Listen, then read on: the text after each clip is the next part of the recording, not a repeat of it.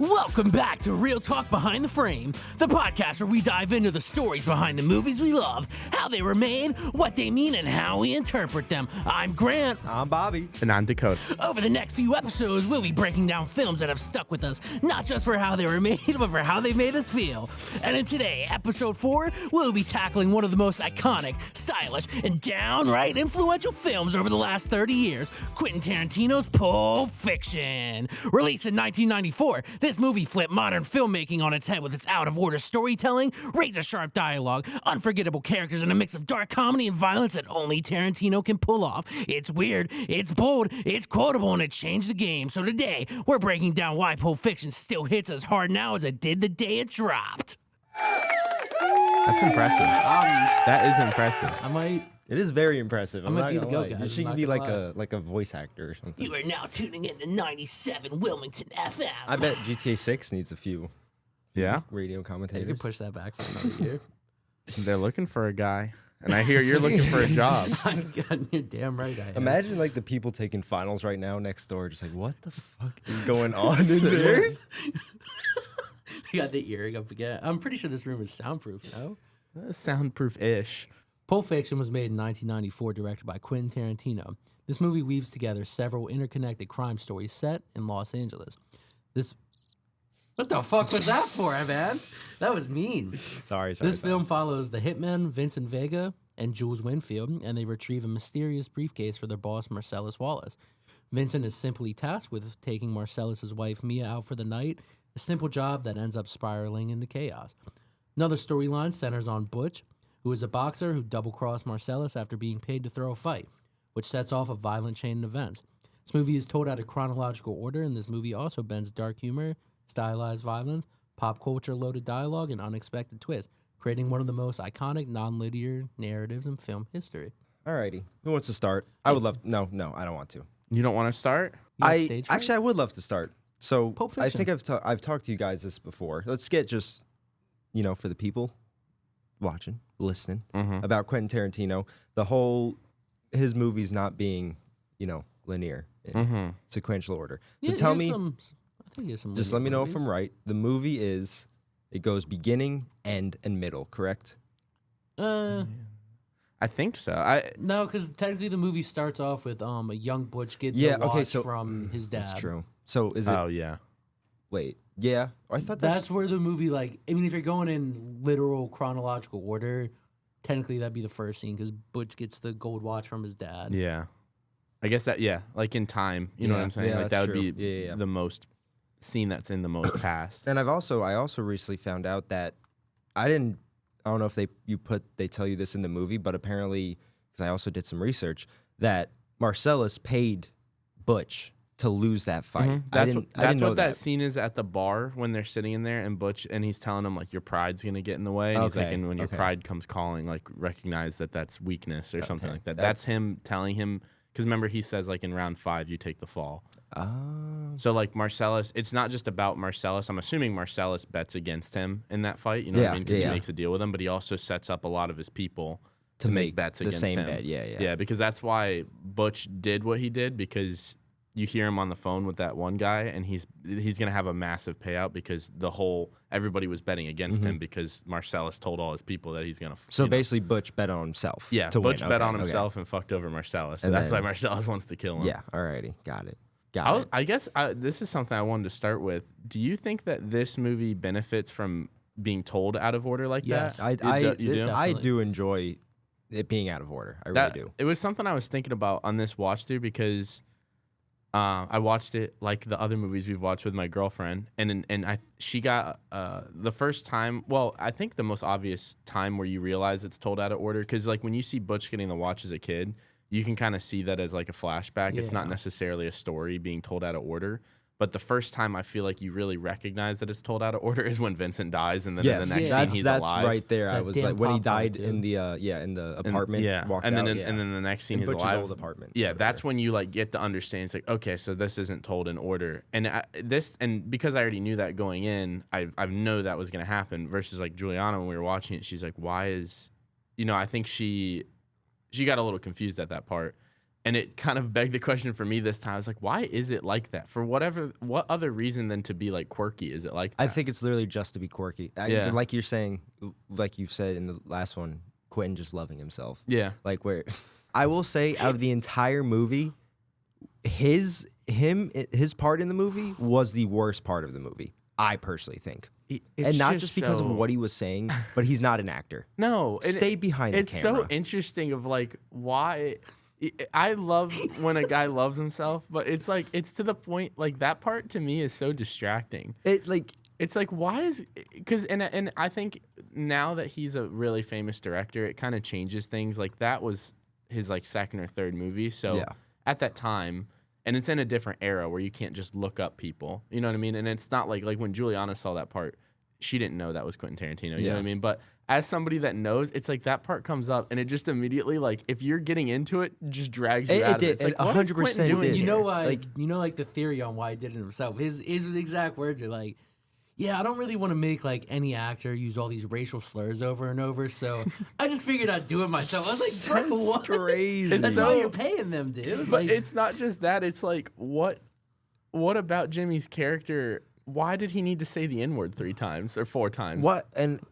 I've only he's watched. talking about his goddamn coffee. We don't care about your coffee, man. Yeah, it's just so the man interesting. compliments your coffee, and then he's so pretentious. He's like, "I know about my own coffee." It's like, bro, it's such an Why are you such an over-the-top asshole, dude? character. It honestly kind of felt like it was just off script, and he was just kind of, what's the word? improvising. Yeah, coffee. improvising for it, just kind of going off the dome because it was just so out of character out of the movie. It's it made just no so sense to strange. me. He did not need to be in there. Especially when you have like these generational actors all around you. It's like you got to have like John Travolta and Samuel Jackson standing there probably being like, what the fuck are we doing? You know what I'm saying? Like while he's overacting and like accentuating, like he's like saying weird shit. It's like, one of them was like, what is this guy doing? So I'm looking at this cast right now, and this is insane. So Pretty you got, stacked. of course, like a Pulp Fiction cast. Who's the first character? Quentin Tarantino. Yeah. We have John Travolta, who that's Of course. I know I was watching a bunch of videos and like, imagine in 1994 G. when he's mainly known for musical and dance, and you see him in a serious role. I know this role like really helped Travolta break out. But you got John Travolta, Samuel L. Jackson, Uma Thurman, beautiful, Bruce Willis, Tim Roth, Christopher Walken, Harvey Keitel. Like that's so stacked.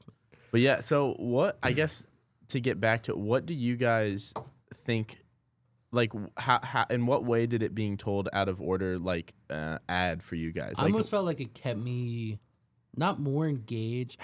That's a really good question. is it sort of one of those things for you, like where it feels like it just kind of like adds some texture to the movie? Boom, Like, that's exactly what I was it's almost looking like for, yeah. like someone making a dish and it's like they add like It's that extra little a spice. spice that like I wouldn't add because I don't know how It's to make honestly, things. yeah. But it's like honestly like it feels like they made the first cut of the movie was in order, and then they're like, let's add a little extra spice and just cut here, and then swap the two. I think then it's just put it it's together. really well done because you could see like a less skilled director doing something like that and it coming across as like cheap. And Yeah. and this when did this movie come out? 1994. Okay, so and I'm not as dialed into like kind of film history as some people, so I might be wrong about this, but I feel like in 2025 somebody doing that is maybe it's not as like novel as it would have been back then. Correct. Versus back then, it's like that was strange to do. There's not many movies that do that. I think it would work in like today because it hasn't been done in so long. Yeah. There's a whole new generation That hasn't seen that type haven't of seen thing. something like that. Yeah, It's or a just like weird- I think about like the weird shit. I think about this every time when I think about this movie. But that part where they're in the car about to go to the restaurant and Mia goes like, "Don't be such a square," and she Oh draws it yeah, out. and it's just that Dude. one effect. Yeah, in and the it's whole so movie. strange. Tarantino. It's so Tarantino. I think I have a decent number of like. This isn't my favorite Quentin Tarantino movie, Really? but I enjoy like I didn't super want to watch it last night, but when we got into it, I was like happy to be watching it. I just think for me, it's like it's almost like we talked about with Wes Anderson and then other Quentin movies. It's like you have to buy into it, and I think at the very least with this movie, it's so much more interesting than like a smooth. like this might be a hot take, but it's like me and my roommates have been watching Stranger Things to try and get ready for Me too. the newest season. I've been into the same thing. And it's just a fun thing to do with like our What roommates. season are you on? I think 3. Okay, I'm on 4. I'm saying like in comparison from watching that to watching like Pulp Fiction last night, it's so clear. It's like even if I wasn't in the mood to watch Pulp Fiction, it's so clear that this has so much more like character and like texture than any individual episode of Stranger Things that we've watched. It's like while I might not always be in the mood for all the weird shit in that movie, it's like at least it's doing something like different and kind of strange. And for that alone, I think it's that's why I appreciate watching. That's why I say it would, I feel like a new director doing something like that today, it would work because it's something different. It hasn't been done in what's it, like 20 years now? 30 years? Almost 20 years since it's been released. 04, 14, 24, 30 years. 30. Yeah. Jesus Christ. I actually got to see it in theaters for the 30th year anniversary. Oh, did you? Oh, it was so fun. Moving on to real quick, I wanted the next movie. Do you want to watch Black Phone? Since We can you do haven't that. seen it? Yeah. Oh my god, I would love to do that. I love a reason to rewatch that. I movie. love that movie. That is like It's a horror movie, right? horror mystery. Yeah. Okay. Came Yeah, I'm out in down. 2021. And we Is can there do it some whenever disturbing since ass it's shit? the last graded one. Is there some disturbing ass shit in there? No. No. Okay. It's just a regular horror movie. Not even a horror thriller. I would say thriller maybe. I'm down. But it is a Thriller. good. Nice it's a good to see movie. Robin's father, Well, Ethan Hawke. there's also another Robin in this movie. So there you go. There you go. They're Hitting haunting the me. most important part of our whole entire fucking I know. Don't podcast. worry. We're gonna get to the Okay, rating. hey, Jesus. sorry, Let me man. start out with my rating. Whoa. We're just breaking tradition. Usually it's Did 1, he? 2, Did he? 3. I thought I went first. No, it's always 1, 2, 3. I think it's usually Bobby first. I don't even think it's been a tradition. Yeah, I it's think been we've done random different ones. built each I've time. listened to every single one, and it's 1, 2, 3. But It's not like I've edited it, but okay. No, Dakota, you go first. Off the top of my head, I feel a 90 is appropriate.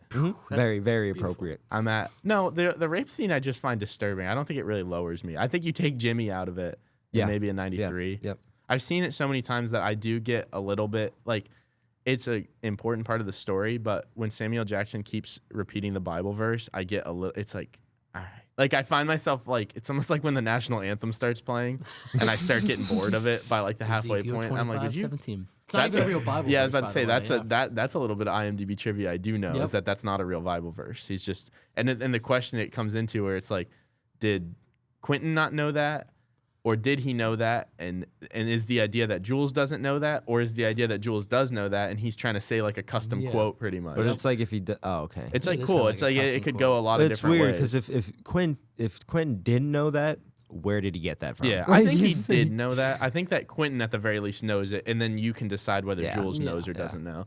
But So 90. yeah, I think a solid 90.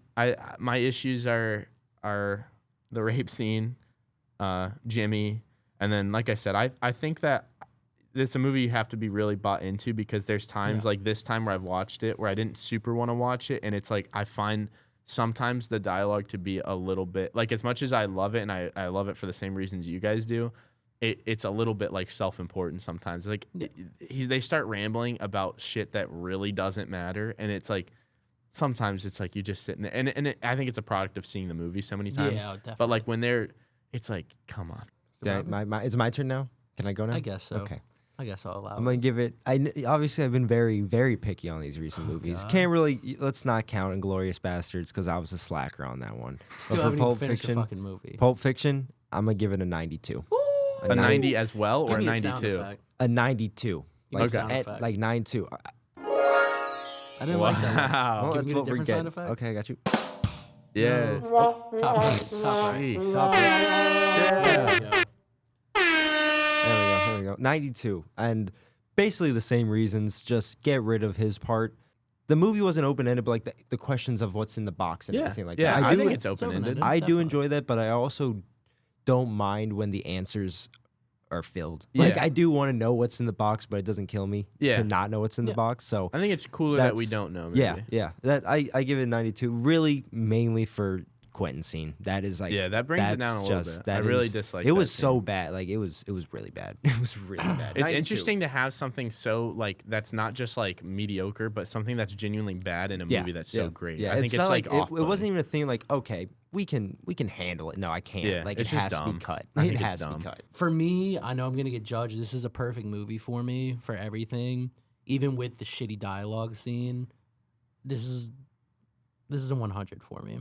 This is a movie where anytime I want to watch something enriching and see Quentin Tarantino at what I think is his best, I go 100 just for pure nostalgic reasons, biases, my love for Tarantino, all the actors, the movie, the time it's set in, the dialogue, the violent, everything.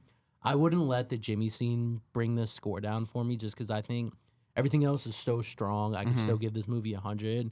And you get to see Uma Thurman's feet, which is like, dude, Oh, man. that's a You're 100. freak, dog. So for me, I'm simply going 100 because It's your perfect I think movie. there's 4 posters of this in our apartment. That's fair. My room, Pierce's room, Jace's room, and our living room. I don't think that's crazy at all. Like this is always, I think that this is a movie where I look at 90s cinema, this always is the highest one for me. Just because it did something that hadn't been done before with nonlinear storytelling, character development, character arcs, dialogue, unique. score, unique, the cinematography. It's a perfect movie for me. So for me, it's 100. I get it. This is on my I top get 4 it. also. I get it. Yeah. we only some- have a 10-point spread between the three of us. Which I I think think this that's is a solid the like movie. biggest It's a- agreement we've ever had on a movie. Because I know whenever you came into work after watching this, Bobby was like, "That was a good fucking Yeah, movie." yeah, I was it's like, good. "Yeah, this is gonna be sick." It's So a fun time. for me, I have to.